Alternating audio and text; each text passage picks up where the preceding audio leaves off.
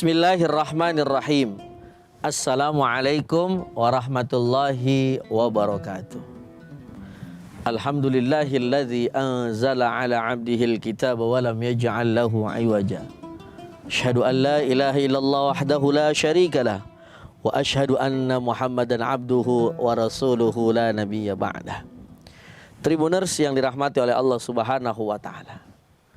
Ketika Allah Subhanahu wa taala akan memberikan pertolongan kepada setiap hambanya, maka ada Al-Quran yang bisa menjadi penolong bagi kita semuanya. Ketika manusia nanti di alam kubur sifatnya sendirian dan tidak ada kawan yang menemani, maka bisa jadi Al-Quran sebagai penolong serta teman kita di alam kubur. Baginda Nabi Muhammad SAW memberikan satu gambaran, memberikan satu semangat supaya kita rajin-rajin membaca Al-Quran. Supaya apa? Supaya Al-Quran menjadi penolong kita nanti di yaumil qiyamah, bahkan di alam kubur.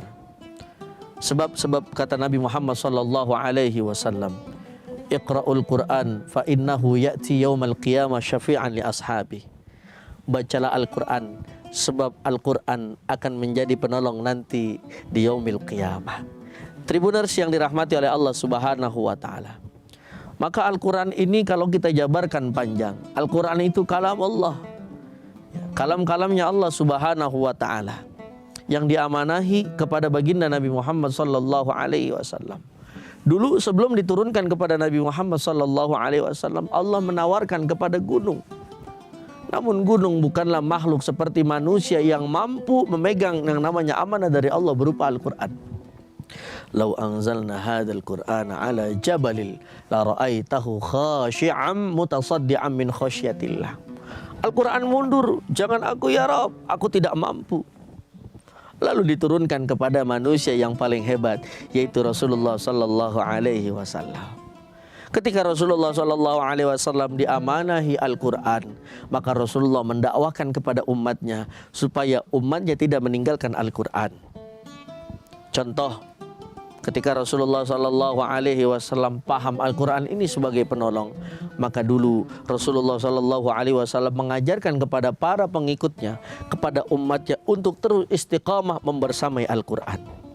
Bukan hanya ketika bersama Al-Quran sedang sedih saja. Justru sedang ketika kita mendapatkan kabar gembira, harusnya kita makin dekat kepada Al-Quran. Kenapa? Karena makin banyak orang itu memegang Al-Quran, makin banyak orang itu membaca Al-Quran, maka akan makin banyak pertolongan Allah yang akan menghampirinya. Tribuners yang dirahmati oleh Allah Subhanahu wa ta'ala. Bahkan ada satu golongan yang nanti Allah selamatkan bukan hanya di dunia namun di akhirat, yaitu golongan-golongan yang mana di situ ketika hidupnya memegang Al-Quran.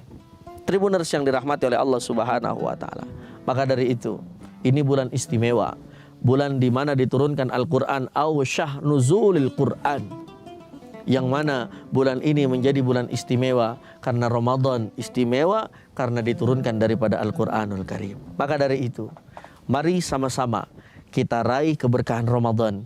Bukan hanya keberkahan di dalam Ramadan, tapi keberkahan di hidup kita nanti sampai datang yaumil qiyamah. Bahkan sebelum qiyamah kita ada di alam kubur, kita raih pertolongan dengan Al-Quran. Mudah-mudahan makin banyak kita membaca Al-Quran, makin banyak pula pertolongan yang akan kita dapat di dunia maupun di akhirat. Amin ya rabbal alamin. Tribuners yang dirahmati oleh Allah Subhanahu wa ta'ala, mari kita khatamkan. Ayo, udah dapat berapa juz sekarang? Ustadz, saya masih dapat 15 juz. Mari terus kita kejar sisa daripada 15 juz untuk menghatamkan minimal ya 1 bulan 1 kali.